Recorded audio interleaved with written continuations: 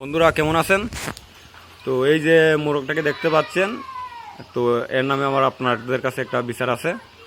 বিচারটা হলো গিয়ে আমি একে দর্শন মামলার আসামি হিসেবে দিতে চাই, কারণ এর বয়স হয়ে গেছে এখন 25-26-এর উপরে, 30-এর কাছাকাছি বুড়ো বেটা। আর এখন বর্তমানে চাচ্ছে আমার একটা মাসুম বাচ্চা, একটা মুরগির বাচ্চা আছে, বয়স আনুমানিক হবে 13 বছর বা 12 বছর এরকম। তো ওইটাকেও কী করতে চাচ্ছে, বারবার দৌড়াই দর্শন করতে চাচ্ছে।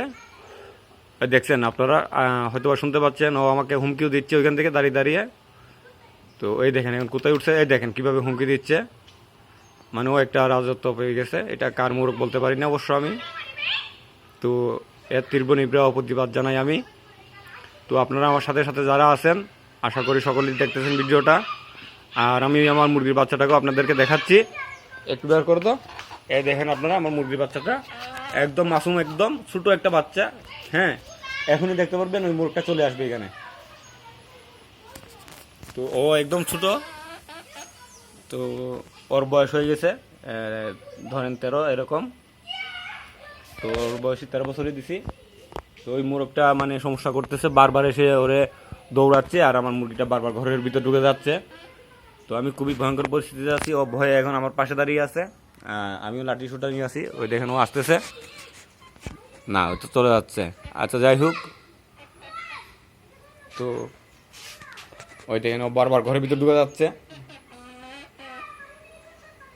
তো এটা তীব্র নিগ্রহ প্রতিবাদ জানাই আমরা, যারা পশু প্রেমী আছি এবং যারা ভাই ব্রাদাররা আছি, আমরা যারা পশু পাখি পালন করি। ওই দেখেন ও এগিয়ে আসতেছে এক পা দুই পা করে।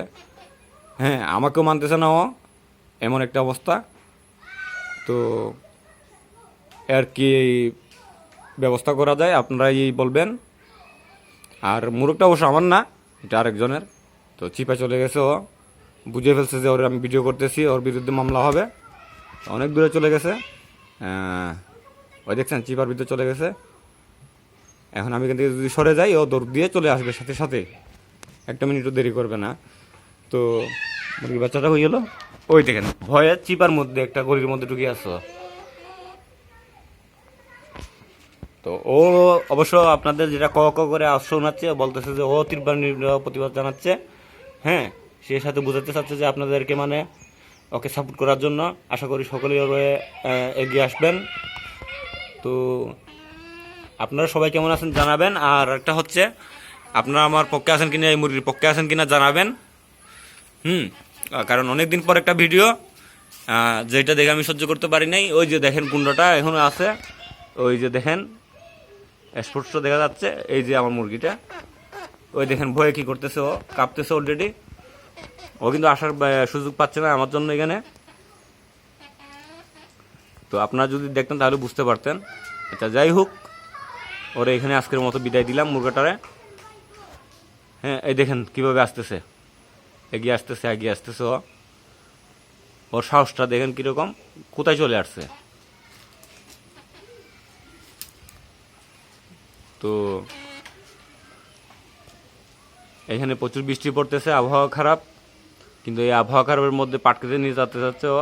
এই যে আমার পাটকেটটা দেখতে পাচ্ছেন আপনারা, ও বারবার এই মুরগিটাকে পাটকেটের দিকে নিয়ে যেতে যাচ্ছে।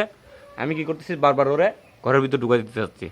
মানে মুরগিটা নিজের থেকে ঘরে ঢুকে যাচ্ছে, একদম পাশেই দাঁড়াই আছে আমার। এই দেখেন, এটা কিন্তু আমার ভয়ে পাশে দাঁড়ায় না, আজকে দাঁড়ায় আছে। যাই হোক, মুরগি মালিক চিনছে, এটাই বড় কথা। তো সবাই সুস্থ থাকবেন, ভালো থাকবেন। আর এরকম ভিডিও পেতে চাইলে আপনারা অবশ্যই আমার সাথে থাকবেন। আর আপনাদের পাখির কেমন আছে অবস্থা সবাই জানাবেন। আসসালামু আলাইকুম।